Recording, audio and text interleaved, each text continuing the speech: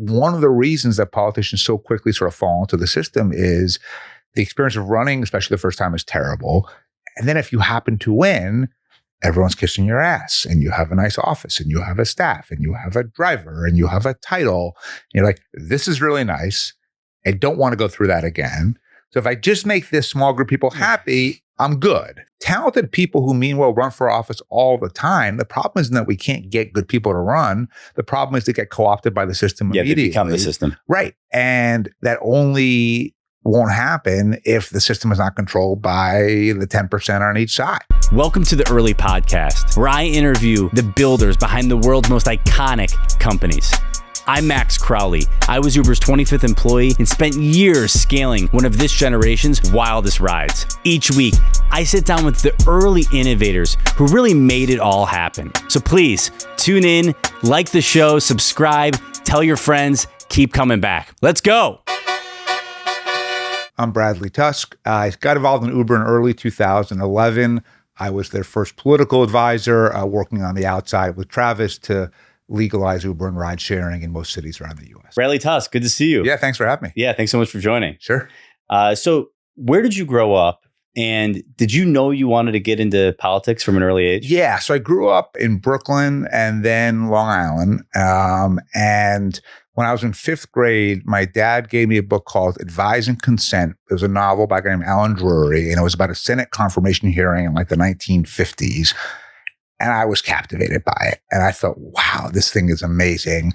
And kind of knew I wanted to be in politics ever since. And I got involved in politics at a really young age, or pretty young age. So, I'm a first generation American. I didn't grow up with a lot and we didn't know anybody. But in the summer of 1992, I was 18. And the Democratic convention was here in New York at Madison Square Garden.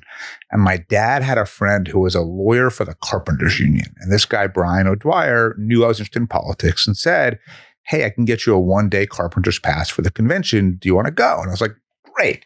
And so, now that I've been to enough conventions, I know how it really works. But if you look in the newspaper, it says convention, noon to midnight. That's all I knew. So I show up at Madison Square Garden at noon. But of course, nothing's about to happen for another 8 hours, right? So it's like two dudes running for state rep in Montana speaking, and it's otherwise empty. And you're just sitting there so eager. I'm just sitting there. But there's a guy named Ed Rendell. I don't know if you remember that name. He was at the time the mayor of Philadelphia, and I had just finished my freshman year at Penn. And he was in the audience by himself. And I just kind of figured like, all right, I'll go say hello. What's the worst that could happen, right? And now that I know Rendell, he was just talking to the empty chair next to him anyway, right? So he was happy to have an admirer. Real person. Yeah. So I came over, we're talking. After about 10, 15 minutes, I kind of realized I've used up my time with him. I thanked him and he said, are you busy back to school? And I said, not particularly. He said, do you want an internship? I said, that'd be great. He said, okay, send me a note. We'll set it up. So I go home. I write a letter. Every day I'm checking the mail. But what I didn't know then, but I know now, is correspondence is the black hole of government. Everything goes in, nothing comes out. And so I never hear back. And I get back to school in September. And for some reason, I decide, I'll go see him. And so it's a decade before 9/11. Security's not what it is today. And I go to City Hall and I get to the outer office of the mayor.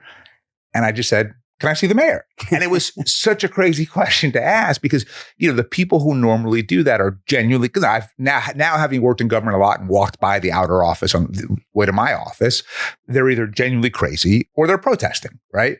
And I wasn't crazy. I wasn't protesting. I was just this like gullible, naive kid who somehow thought you could just ask to see the mayor. Just showing up, knocking on the door. And so old Italian ladies from South Philly working the desk and they were like, he's busy.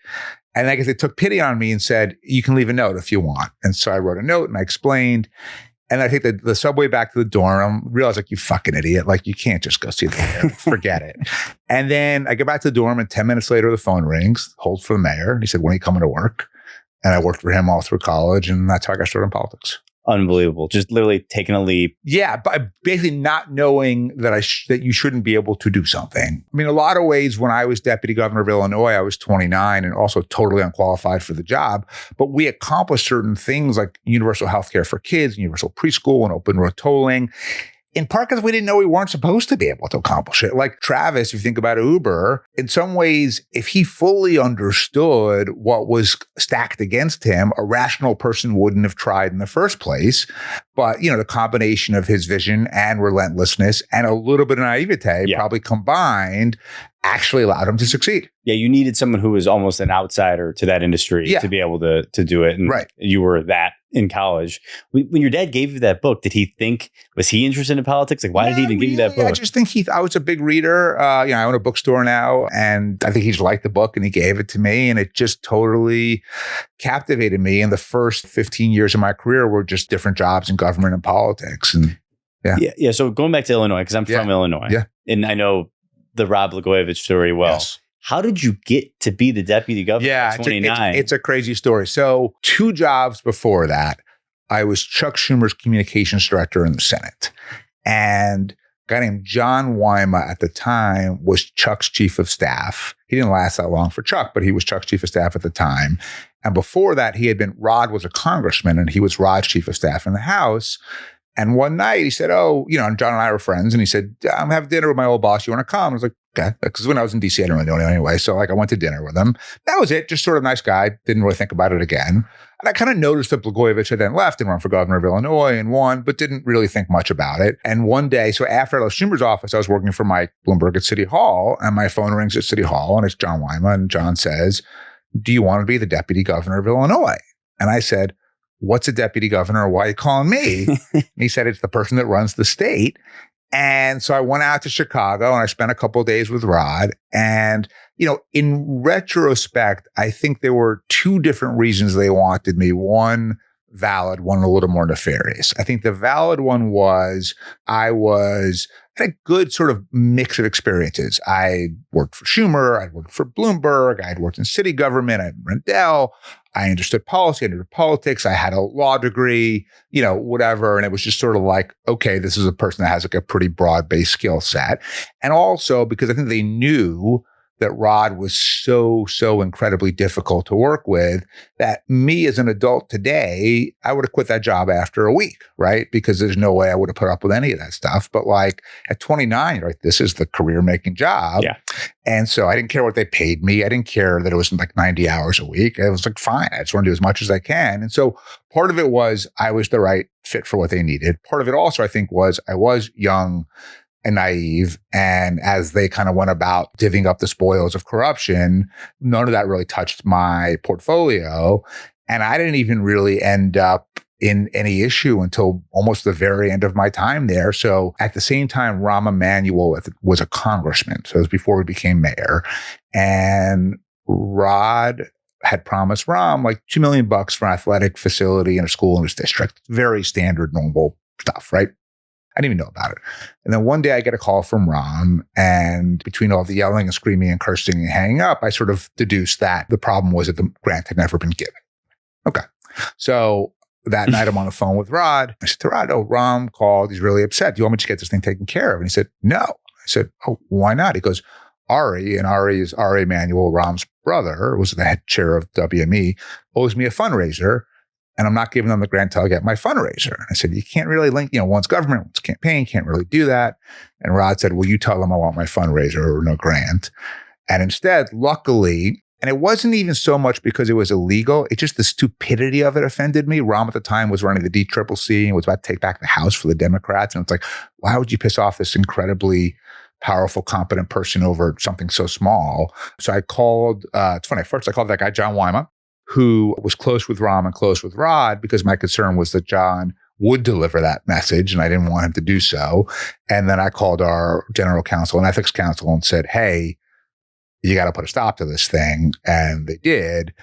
So when Rod was ultimately indicted, one of the counts was attempted extortion of Congressman Emanuel. And I had to testify in the grand jury, the trial, and then the retrial to that specific count. It's got to be very difficult for anyone to face something like that. You're still young. You're still relatively inexperienced. I mean, you had unbelievable experience, but at the same time, you're green. Yeah. How did you know to navigate that way? You could have easily made a mistake. Sure, totally. So it was kind of luck, to be honest. It was, like I said, I knew it was illegal, and that was obviously something that I was mindful of. And to be clear, it wasn't in a vacuum, because even though I hadn't witnessed any of sort of Rod's things like that, people around him were already under federal investigation. So I was dealing with the media and that kind of stuff. So I knew like, hey, there's smoke. So I knew to be somewhat careful, and I am a lawyer. But also, again, it was in some ways, I was more offended by just the stupidity of the request and the arrogance. That was actually really what bothered me more. That, like, of course, people link, politics and government all the time. I didn't be part of it, but it wasn't like he was the first person to ever do that. But it just seems fucking stupid. Like, here's this guy that's about to retake the House for the Democrats, has all of this influence, and you're going to haggle with him over this stupid thing. And like, in many ways, that was what it was. So I just kind of got lucky, to be honest. You ended up working, for Bloomberg again after that. What's your big takeaway from actually working inside government? Yeah, it's very simple, which is every policy output is the result of a political input. Every politician makes every decision solely based on winning the next election and nothing else. And there are exceptions like Mike Bloomberg's or here and there, but by and large, the only reason a politician will do something is if they either think that doing what you want will help them win their next election, or defying you could cost them their next election. And if you can present whatever it is you need in those terms to them, you got a decent shot of getting what you want. And if you can't, you're irrelevant. So maintaining power is the only thing they care about. Is there any world in which we do term limits? Because wouldn't that stop some of that if they had a finite? It might, so there are lots of, in cities and states, there are term limits. So there's, mayor of New York, 2 terms, right? Or lots of state legislatures, things like that. It helps a little bit, although what tends to happen is just sort of this like revolving carousel, like in Ohio, like it's almost like a joke. Like you'll be in the House for a few terms, then you do the Senate, then you run for the mayor of your town, then you go back to so you're sort of still on the carousel. Right, they're still career politicians. They're still career politicians. But sure, I mean, it is a reform that would certainly help. But I think fundamentally at the end of the day, it's really just a math question, which is if the political incentives of politicians align with the policy goals of the public at large, they'll do the right thing, not because they want to help you, but because they want to stay in office. If their political incentives are unaligned, we have a problem. And the reason we're in the mess we're in right now is there's a total misalignment. So we live in a world of gerrymandering, which really means that effectively the only election that it really matters is the primary, right? So the Times did a study of the 2024 general election and found that 8% of congressional races were decided by 5 points or less, and 7% of state legislative races were decided by 5 points or less. So basically everything is the primary. Primary turnout's about 10%. Maybe 15 if we're lucky. So who are those voters? The far right, the far left, or special interests that know how to move money and votes in low turnout elections. And so they dictate not only who wins office, but then what happens once they're in office. And that gets us to either the chaos and dysfunction that we call Washington, D.C., or just totally one-sided governments, whether it's the city of San Francisco on the left or the state of Texas on the right. And that's how we can't get anything done. And so do you remember when Amazon wanted to put their headquarters in New York City? Of course. Okay. So, right. So the part for New York was going to be in Long Island City, Queens. And, hundreds of cities competed for this thing. New York wins. Everyone's very excited. Then AOC comes out against it because her politics are, she's against business, tech, jobs, capitalism, whatever. Fine. That's her thing. So the state senator for Long Island City is a guy named Mike Generis. And he's just a guy. He's not good. He's not bad. He's not conservative. He's not liberal. He's just a guy that wants to keep being a politician. That's it. And he says to himself, now that AOC is against it, if I were to support this, I could get a primary from the left. And based on historical turnout data, it'd be about 8 to 10% of the voters would participate. They'd be the most liberal 8 to 10% in the district. And if AOC supported the challenger, I could lose. And he literally had a choice. 40,000 new jobs for New Yorkers, good paying jobs with benefits, or 1, his own. And he picked himself. But he's not the outlier. He's the norm, right? And if turnout was going to be 32 instead of 8, he would have done the deal, not because he cared any more about his constituents. He doesn't, to be clear, but because that's what would have been better for him. So politicians are never going to do the right thing for the sake of doing the right thing. They're only going to do the right thing when it works for them politically. So the only way to align their political interest and our policy interest is to get turnout from the current levels of 8%, 10%, 12% into at least the 30s or 40s, especially in primaries, because that will reflect how the mainstream feels. And right now, both parties are terrified to work with each other because the minute you do, the base gets mad at you on either side and you go run for the hills. But if all of a sudden the majority of people are voting, they want results. And if you look at almost every single issue, there's consensus on how to solve it, right? So take guns. The vast majority of Americans would say we should neither confiscate everyone's guns, but nor should it be easy to walk into a store and walk out with an assault rifle. But none of those people vote in the primaries. So the people who do is all guns always, no guns ever. So nothing gets done. And we just have more and more shootings. Whether it's, that issue just dies, basically. Yeah. Yeah. And by the way, I believe that there's sort of a 70-ish% consensus on immigration, healthcare, education, taxes, climate, abortion, you name it, right? So it's not that we can't agree. It's that the people who can't agree are the only ones who bother to vote, which is why I've been trying to make mobile voting possible. So the two things that I took away from Uber that really led to this was, one, at the time we were this tiny little Series A company when I started working with Uber. You're around. Yep. And taxi was a really powerful industry, but people really loved us. So now, I'm still a regular customer. I use it multiple times a day. And I'm basically annoyed because it says 3 minutes to take 7. I'm like, those assholes. But those first few times you did it, it was magic. Right? Oh, you're like, and the difference between what existed and that right. was just. So as a result, you liked it a lot, you meaning anyone. And we were able to, and you remember this because you were part of this in Chicago, on the app, building the functionality so that our customers could see like, hey, if you like this Uber thing, it's under threat and you got to let your politicians know you want it because otherwise we could lose it. And ultimately, millions of people told their elected officials, hey, I like this Uber thing, leave it alone. Yeah. So that changed the underlying political incentive. So you're a city council member, you're an alderman in Chicago, whatever it is. All things being equal, taxi guys give you a couple of grand per campaign cycle, you do what they want. Now all of a sudden 5,000 constituents just told you like, hey, I like this thing. You're like, well, forget it. I'm not going to make it. And they're showing up at city council meetings. Yeah, all that stuff, right? Yeah. So ultimately, we know that the politicians will fall in line with whatever's in their best political interest, but that means that you need a lot more people to participate. And so when all of these people were telling their council members, their state senators, whatever we needed for that particular jurisdiction, one thing I kind of realized was, I don't think they have any idea who these people even are. They're doing it because they want to keep using Uber, but it's not like these are people who are regularly voting in all kinds of local and state primaries. But when we put it on their phone and we made it easy, their behavior changed. That led to the sort of very obvious question of, what if they could vote this way? And so the combination of that insight, and then I got really lucky in that when I started working with Uber, Travis couldn't afford my fee. And so he asked if I would take some equity as part of it. And I didn't even know what equity meant. Now I'm like a VC and that's what I do. But like back then I had no idea. And I was like, okay. And it became worth a lot of money because it was really early on in the company's existence. So that gave me both sort of the insight and then I had the money to launch the mobile voting project. And so we've been working on this for a while now, since 2017.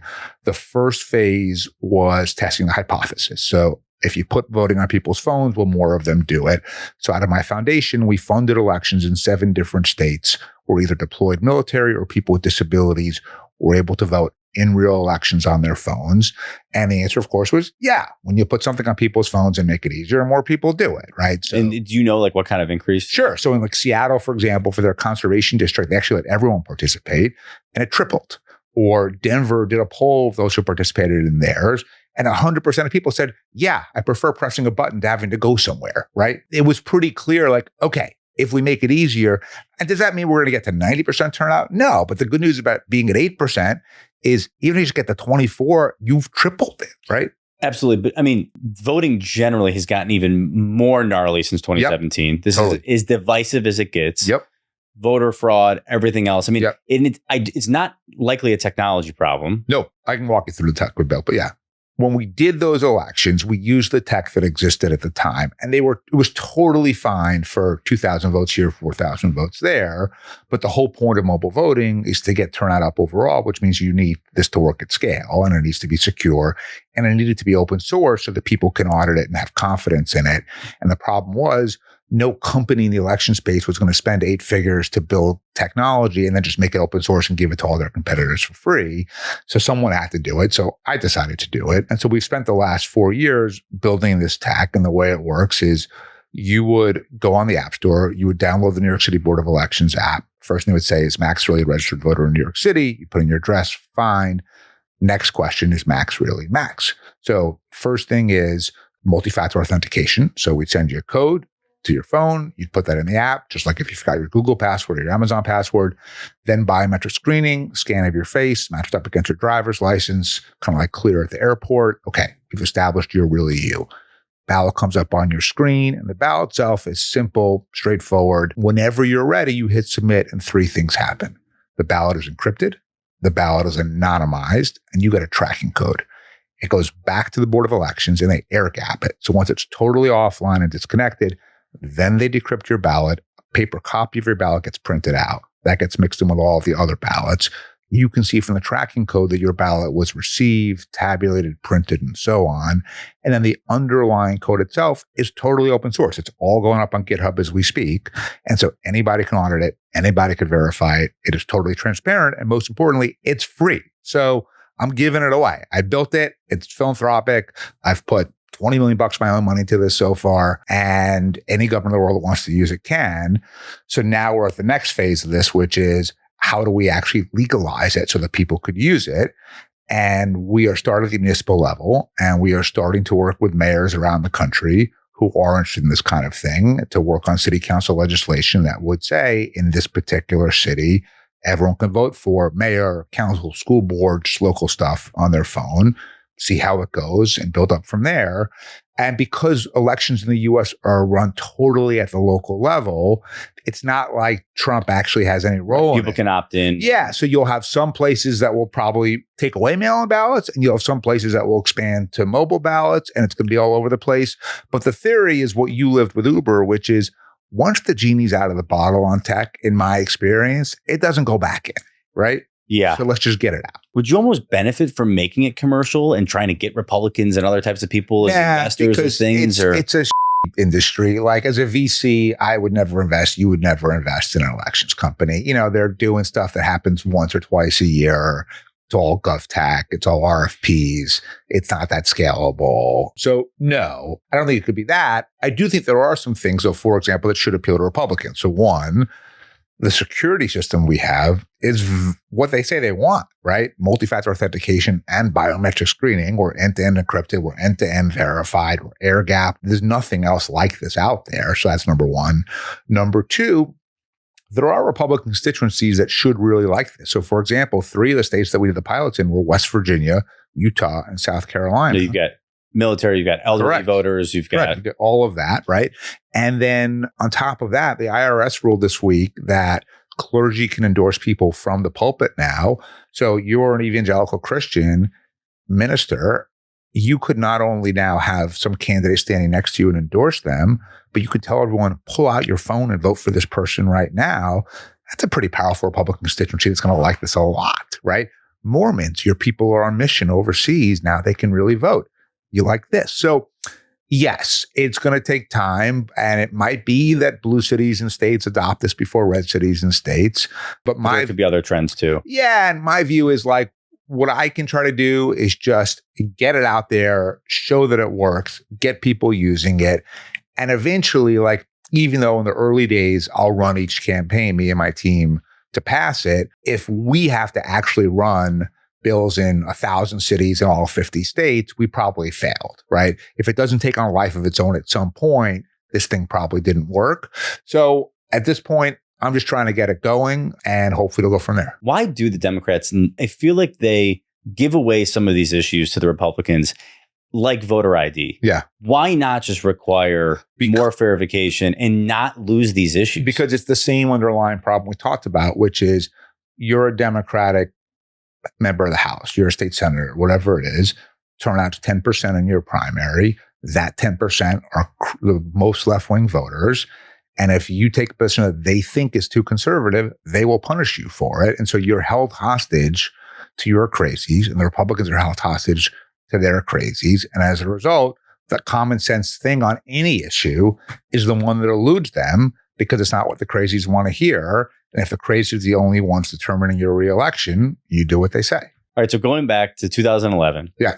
you could have been a politician. You could have continued to work in administrations. Yeah. You decided to go into basically the private sector. Yeah. Why did you make that decision? Well, I felt like one, I had a lot of experience already in the public sector. I'd worked in city government, I'd worked in state government, I'd worked in the federal government, executive branch, legislative branch.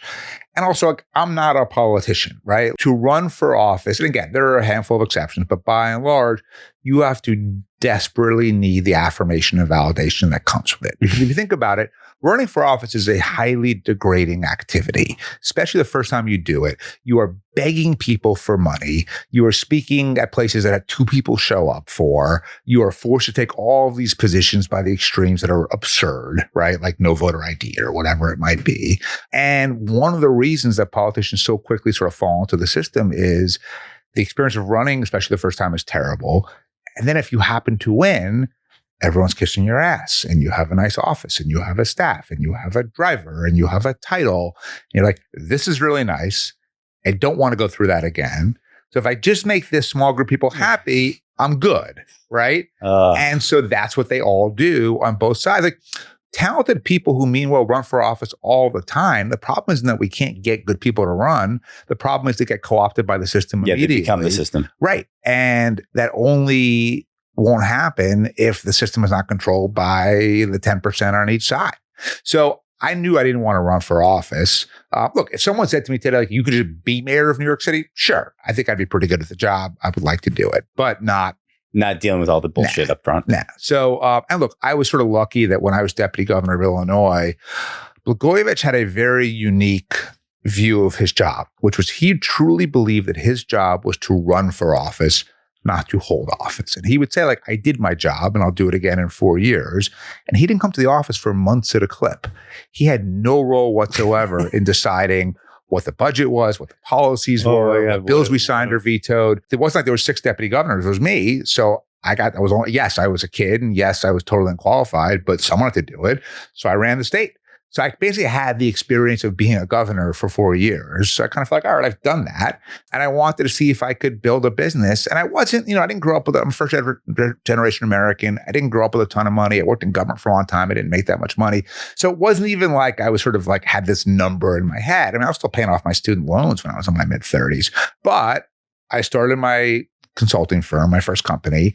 And I kind of had just a slightly different take on the market than everyone else. So the way it worked before we got involved in political consulting was either you could run a comprehensive campaign, but you worked in one place, Sacramento, Washington, D.C., New York City, whatever it was. I've got my connections in that city. I can help you here. The wheels are greased.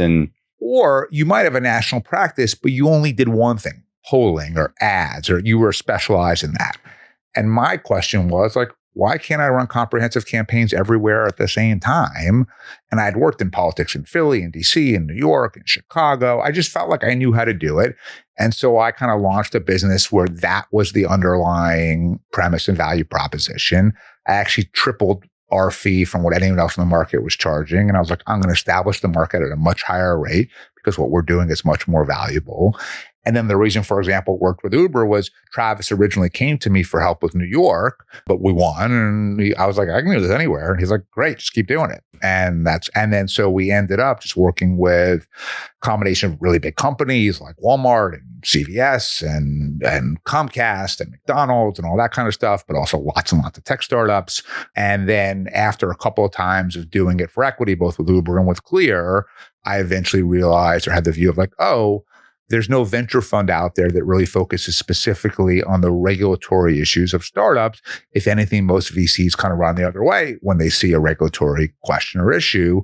What if you had a fund that said, I can actually solve your problems for you and I'll get access to great deals because I can do something no one else can do. And so raised my first fund in 2016. And in many ways, we're like every other early stage fund. We're looking at the TAM, we're looking at the founder, we're looking at the underlying tech and idea. But then we ask 2 questions that are somewhat unique to us.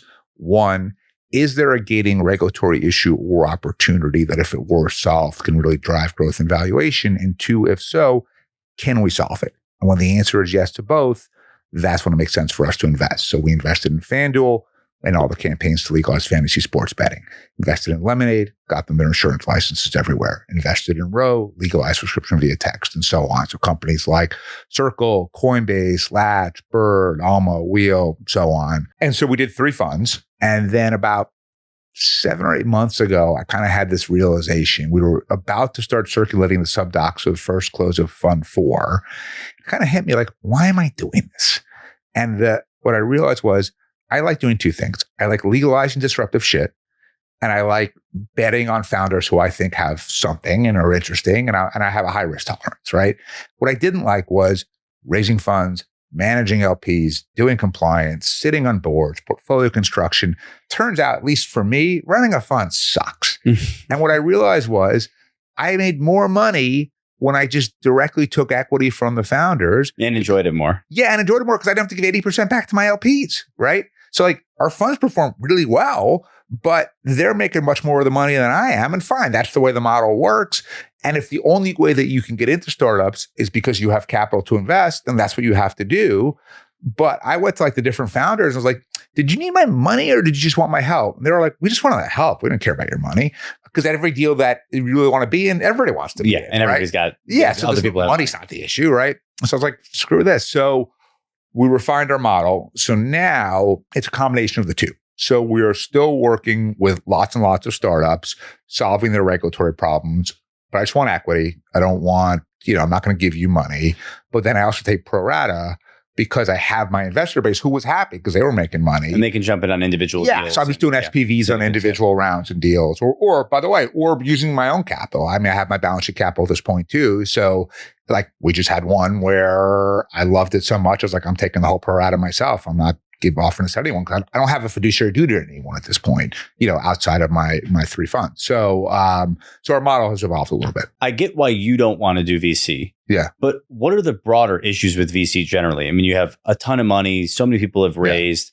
You have so many startups. You have secondary. You have companies that are either lying to employees or screw them over on the back end of these deals.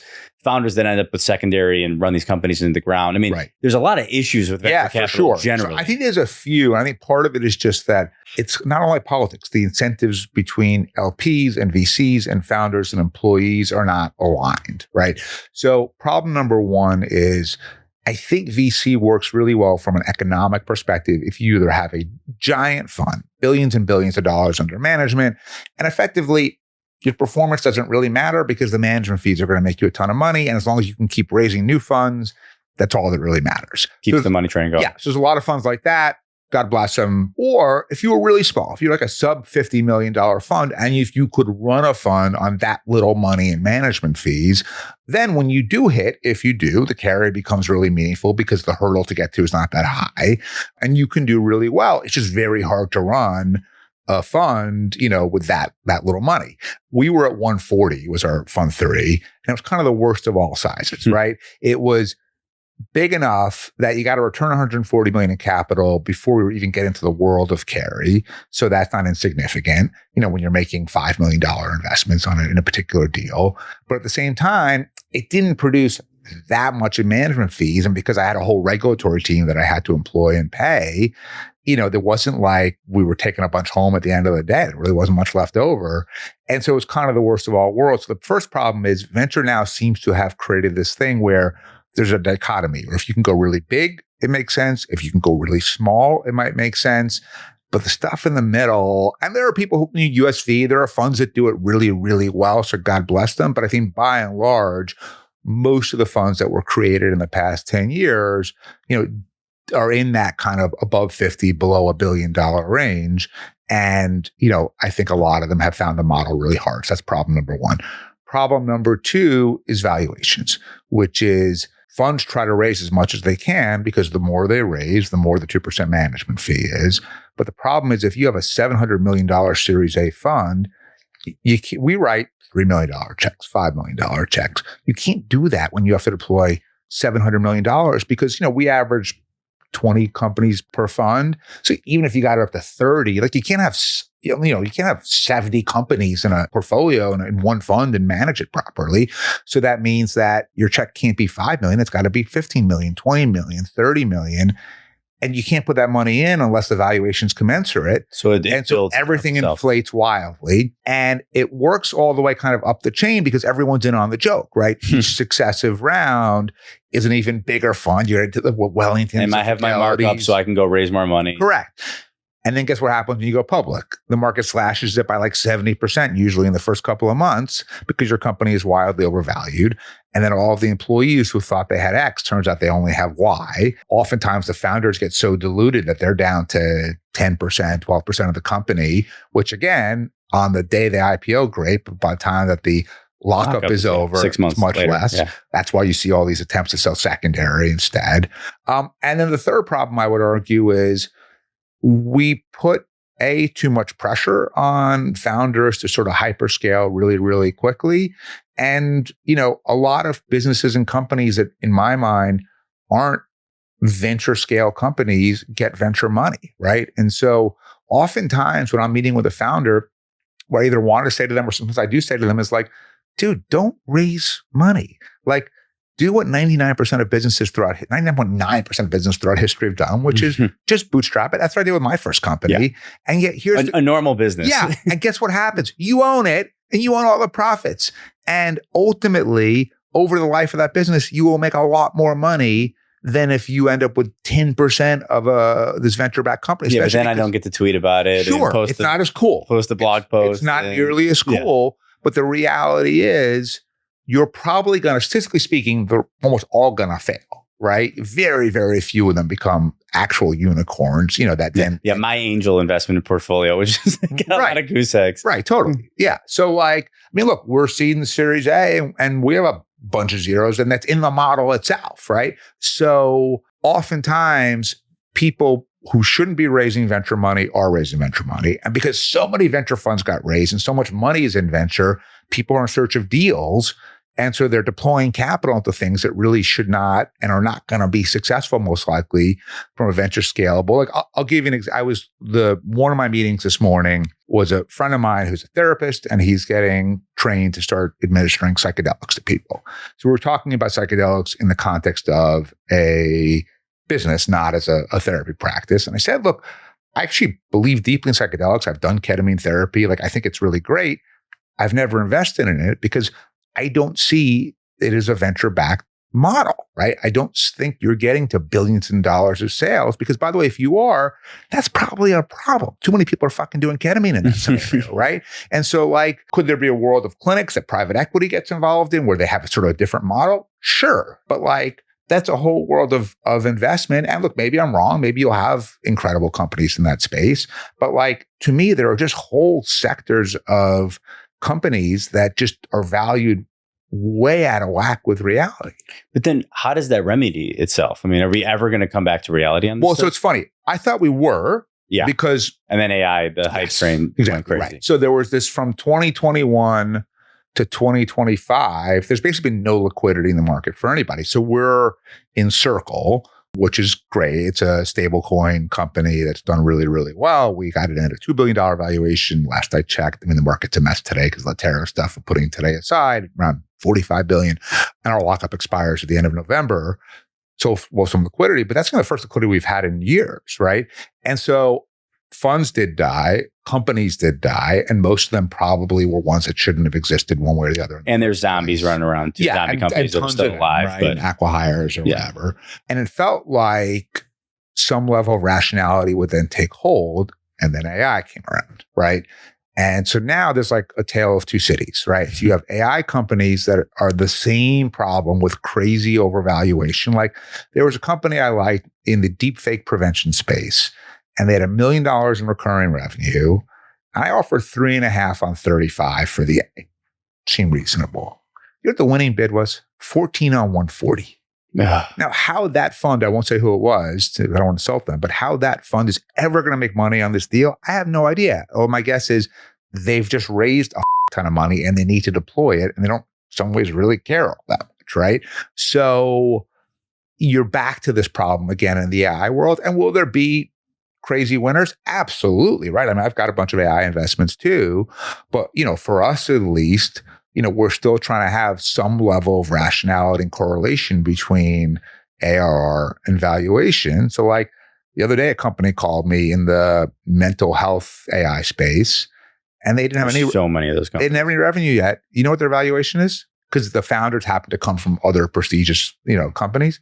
$350. I can't take your non-existent business. Yeah. I'm like, I can't take your equity because what are the odds that it's going to grow? You don't need revenue. So you haven't even started yet. Right. I thought that we were on our way to fixing it. And then we're kind of back to the craziness, which was for me, yet another reason to change my model. And again, I recognize that I'm in a unique position where I have something that founders want and need and will give me equity in return for. And so I have the luxury of doing it in a way that most people in VC don't. But another incentive for me was like, this is crazy and it's not getting fixed. And I don't want to have to be responsible to LPs for all of this. Whereas in the new business, I'm the GP and the LP, right? My employees have equity, but otherwise it's basically all the risk is on me. I have to pay everyone every 2 weeks, whether or not anything hits.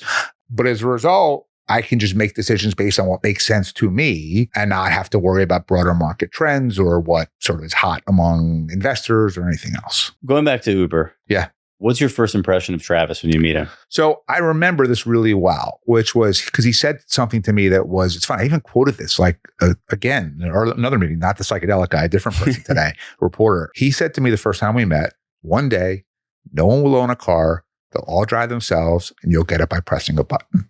And I didn't know if he was crazy or not, but I did think it was a really audacious vision. He's basically right. And he probably has done as much as anyone in the world to bring that about. It's funny. We fought through, as we've already talked about in this podcast, all of the regulatory issues and obstacles for ride sharing to happen. The regulatory obstacles for full-on autonomous are a lot bigger and a lot harder, and those have not happened yet. So my guess is if I had said to him when, this was in 2011, he probably would have said like 2025, right? Which obviously we're not even close to it yet. But ultimately, does the tech exist? Yes, right? Like I've taken the Waymos in different cities. I'm sure you have too. Like it works, right? The regulatory climate is a lot. One of the real challenges on cars and trucks, and we're in a company called Kodiak, which is an autonomous trucking space, which is a great company, but interstate travel is regulated by the federal government. And the US DOT has yet to issue any rules around this stuff because Trump won in 2016. He saw himself as a Teamsters guy, and the Teamsters don't like autonomous trucking. And then Biden won in 2020, and Biden saw himself as a Teamsters guy. And then Trump won again in 24, and again, a Teamsters guy. And so no matter who's been the Secretary of Transportation, whether it's Elaine Chao or Pete Buttigieg or Sean Duffy now, we don't have any rules. Don't mess with the unions. Yeah. And so as a result, some of what Travis's vision was hasn't happened yet, but it will happen. And then the thing that I sort of realized somewhat quickly, two things about him. One that I think is well known and one that I think he doesn't get nearly enough credit for. The one that's well known is just the relentlessness was insane. Yeah. And by the way, sometimes annoying because you work for him and you're like, stop calling me. Nonetheless, incredible. Yeah, hyper aggressive, hyper competitive. Yeah. But you know what I really liked about him, and I just don't think people realize, at least when it came to the stuff that I was good at, he knew what he didn't know. He did not think that just because he was a really good engineer or he had a great business model in mind, that therefore he knew everything about everything. And he understood that when it came to politics, like he had his opinions, he had his ideas, he was the boss. But at the end of the day, he let me do my job and he let the experts do their jobs and we won, right? That doesn't mean the experts are always right. And sometimes, he had a different instinct. And by the way, the fundamental view that the customers will fight for the company was his, right? I mean, in my first book, The Fixer, I wrote a chapter and it was either called or basically about Travis's Law, I named it, because he is the guy that figured out that you could mobilize your customers through an app to fight for you. And then I've used that since to help legalize FanDuel and Bird and Ease. And it doesn't work for every company. Right. The book gets into when it will work and when it won't work. He figured that out. And so I think that he is much more, look, I'm in Cloud Kitchens, his new business, and we're friends and we work together. I'm not objective, right? I'm a big Travis fan, but I think he was vastly more self-aware than people understood. Why do you think all of the bad negative perception stuff happened with Uber in 16 and 17 and it obviously ended up in, unfortunately, in my, obviously I'm also a Travis fan, so unfortunately leaving the company. Sure. Why do you think that happened? A few things happen. I think one is the way the media works, and this is sort of true across any sector, is they build you up, then they tear you down. And actually, if anything, I've been arguing to Travis that it's time to go back up again. Let's get him on the pod. I don't, stop going on all in with those guys. Yeah. He's starting to take some baby steps, which is great. But I think there's a much bigger reevaluation that needs to happen. So part of it is just he had been the golden child of all of this, in the face of all of this for a long time. And look, we took down a giant industry and knives come out. Right. So there are people in politics today who I know don't like me. Why? Because they were lobbyists for the taxi industry 10 years ago and they blame me for ruining it, So one is when you do something that big, you piss a lot of people off. That's one. Two, I think that where Travis probably made a mistake was, if you look at all the various issues at Uber, he wasn't really actually involved in any of them. No one accused him of, he didn't bother anybody, he didn't harass anybody, didn't do anything. Absolutely not. I think that he was so relentlessly focused on the product and the company that things like HR weren't as big of a priority. And I think where you get a little tripped up is when you're a tiny little company, that's sort of okay, right? And then you hit a certain scale and some bureaucratic stuff becomes a little more necessary. Yeah. And he was probably slow to realize that. I think he made hires that internally undermined him and really kind of sided with his, and it might have paid off for them financially. Some of them are still there. Some of them are still there and people I don't like and making so much money. Correct. But I think he got thrown under the bus by some people that he trusted. And I also think we were in this sort of moment of it was kind of post AOC, Bernie Sanders, and Travis, who's, kind of a libertarian. The reality is, because I know his views, they're nuanced. They're not really all one or the other. Yeah, and you're still living in San Francisco. Yeah. This isn't a place that even those types of views would have survived in 15, 16, 17. But nonetheless, I think part of it was he became an easy target for some of that world. And I think the board was really fucking unfair to him. And I think you put that all together. And the question is, were they right or not? And I would say yes and no. Yes, in the sense that I think Dara's clearly been a good caretaker of the company. He's a good administrator. He's not a visionary. He's not a tech guy, but he is a manager. And the company certainly in value has gone up. So from one hand, yes. On the other hand, when you go back to that original thing Travis said, which is, no one will drive their own car. They'll all drive themselves. No one will own one. You'll get it by pressing a button. If the goal is the execution of that vision, once he left, that was dead. Right? Dead. Right? I mean, he saw a world where Uber would be effectively the Amazon of transportation. And whether you're transporting a person or a burrito or a cargo ship, Uber had some role in that process. Right. And in a version of vertical integration over time. So none of that, once he left, was feasible. Right? So all kinds of stuff got left on the table that could have been amazing. So it really depends on what your view of the world is. If you're a visionary like Travis, yes, money matters a lot. But really, it's how can I change things in these giant ways? If you're a just traditional business person like Dara, it's, how does P get bigger than L? And how do I sort of get the right stock options and whatever else? And he's done that quite well. On self-driving specifically, I mean, I also remember this from 2015, so 10 years ago. Yeah. That Travis would say, you need multiple players in self-driving technology. Obviously, Uber was also building technology, but we were building technology because the concern was Waymo, Google would be the only ones that end up with it. Obviously, there's Tesla out there, but let's put them off to the side. Elon's going to be Elon and do his thing. But if Waymo's the only ones in the US that have the technology, Uber gets squeezed. Fast forward. That's what happened. We've got Waymo. You got Tesla doing Tesla stuff. You have Waymo. Where does Uber end up in this? How do you see this playing out? And then how do you see the regulatory piece? Because, I mean, you go down to Austin, you look around, there's Waymos everywhere. Right. Driver hours are already decreasing. Right. You start to say, holy this may have turned into an autonomous market already. Yes. Where are the regulators? Where's the government? And now, again, obviously, I'm not someone who believes that we should overregulate these things, but also, how are we not having any of these conversations? Yeah. So, I mean, a few things. So one is in terms of the economic model, Yeah. I mean, Uber might be at risk because Waymo's got their own taxi service now. Tesla's got, and I haven't been in it yet, but in Austin, they just launched. And look, honestly, these days, if I'm in LA and I have a choice between a Waymo and an Uber, I'll usually take the Waymo. If nothing else, it is about half the price of an Uber Black. The car is nice. And being an Uber driver, especially in a city like LA or New York, is really hard, right? It's a full-time job and you're working crazy hours and there's terrible traffic. And so as a result, it's stressful. But the challenge is when you get into a car with a driver who is really stressed out, you feel it. And I'm the kind of person that internalizes it, right? And that risk doesn't exist when there's no person behind the wheel at all. And so those guys, and look, obviously there's been talk lately about Uber, trying to launch something, and maybe they just become a true marketplace, and that's it, right? And that's all and they're just the ones distributing Teslas and Waymos and everything else because the market has evolved. From a regulatory standpoint, what's interesting is you could have predicted it would have been a red-blue thing, right? Which is, so if you look at the sharing economy, you had red states, like for example, we ran bills for Handy that we passed in about 10 different red states that said people who are doing the work that the contractors for Handy did are clearly independent contractors, not full-time employees. But it was Texas, Florida, Georgia, places like that.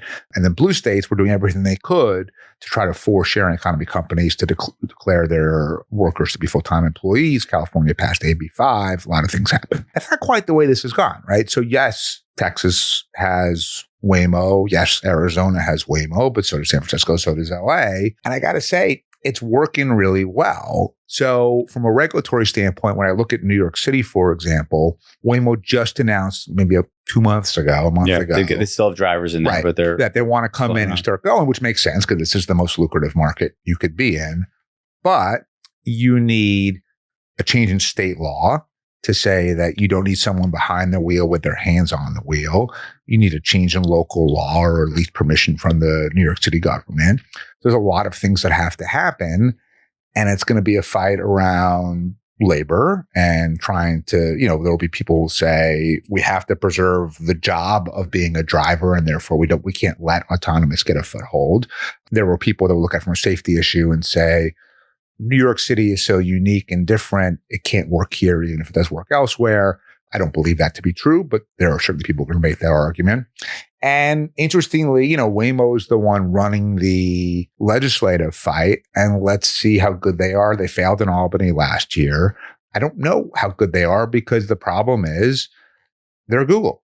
And Google is one of the biggest companies in the world. And when companies get big and old, they get stagnant and they get risk averse and they get disrupted. And they have other things to lose too. Yeah. And there's 10 other things in play. And so are they would I want a company that big to be the people at the helm of the political fight here? No, because I think they just are not properly sort of designed for it, but that's what we got. So we'll see. But eventually, like I said, once the genie's out of the bottle, it's out of the bottle, right? It is very hard to tell people you can't have access to this technology that other people just like you get to use and enjoy because politically it doesn't work for me, right? You do that for a while, but eventually you lose that fight. That's how we're going to win mobile voting. Eventually, it's probably why autonomous driving happens eventually everywhere. But it's a combination of one, time, and two, you got to run the right campaigns. I have run a lot of tech campaigns that have won. I have run tech campaigns that have lost. I know what I got right. I know what I got wrong. I've written books about it. And, you got to be able to run the right campaign because no one hands you anything, right? And everyone who has power, whether it is a politician who doesn't want mobile voting because they know how to win in the current system and they don't want to have any risk, or an entrenched industry, hotel, taxis, casinos, whatever it is, who, again, dominate a market and they don't want new competition, they fight, right? And you got to be able to win that fight, which sort of gets to the basic notion of, I would argue that when people think about a tech startup and whether to invest in it or work in it or anything else, yes, the engineering is paramount. Yes, the marketing is paramount. But if you're in a regulated industry and you don't take that just as seriously and know what you're going to do, that can kill you just as fast. All right. Couple quick lightning round questions. So just give me a version of your answer with maybe a little bit of context. Who's the mayor of New York in January 2026? Zohran Mamdani. He won the primary pretty decisively. He ran a great campaign. And while he certainly seems out of touch with someone like you or me, he is not out of touch with the average voter in New York City. His affordability message really resonated. You got 3 people running against him in Andrew Cuomo, Eric Adams, and Curtis Sliwa, none of whom are particularly popular. They're going to split that kind of remaining vote between them, and Mamdani's going to win easily in November. Who's the Democratic presidential nominee? Who the knows? As sort of a centrist, there's a bunch of Democratic governors, whether it's, Whitmer or Moore, Bashir, or Cooper. There's a bunch of people, maybe Shapiro, maybe. Yeah, Shapiro, that could be good. But then if you looked at the Wall Street Journal this weekend, the Democratic Party was polling at 33-65, right? So if they're the embodiment of the message of the Democratic Party and they're 2-1 unpopular, maybe they're the totally wrong person. So I don't know. There's a world where someone like AOC could be the nominee. Who knows? There's a world where someone comes in like Trump did for the Republicans in 2016 from the business world. Didn't work for Bloomberg in 20, but maybe in 28, there is the right person who's younger who can do that. We'll see. But, I think anyone who says they know today has no clue. Who's the president in 28? Who wins? And is it Trump? So hopefully not Trump, because that means the democracy raised like $200 million already. Yeah, but if he's president again, that means that we're no longer have a democracy because he's not allowed to be president again. It could be Vance. There's 2 things. So one would be, traditionally speaking, if the economy is strong and we're not enmeshed in a foreign war, usually the incumbent party does pretty well. However, 2 things. One, I don't know where the economy is going to be because he just woke up this morning and announced all these tariffs that to me make no sense economically whatsoever. And the markets, last I checked, were plunging today. And so a guy who is that volatile, I don't know that you can count on any sort of stable plan and execution of it. And 2, we are in a world where people are widely unhappy. They don't like institutions across the board. They don't like government. They don't like Wall Street. They don't like the media. They don't like the church. And I think we might be in a time of kind of one-term executives, whether it's presidents or mayors or governors. And so, we went from Trump to Biden to Trump. And it would not surprise me if the Democrat won in 28, maybe not even because that nominee is any better than Vance or whoever the Republican is, but simply everyone's like, well, we tried you and you didn't do it. So now we're flinging to the other side. So, if I were like on Polymarket right now and I were betting, I'd bet on the generic Democrat to win in 28, but mostly based on the fact that the public is so frustrated that they're just going to keep punishing whoever's in charge. Awesome. Bradley Tusk, thank you so much for doing this. Thanks for having me. Really appreciate it. Really fun. Yes.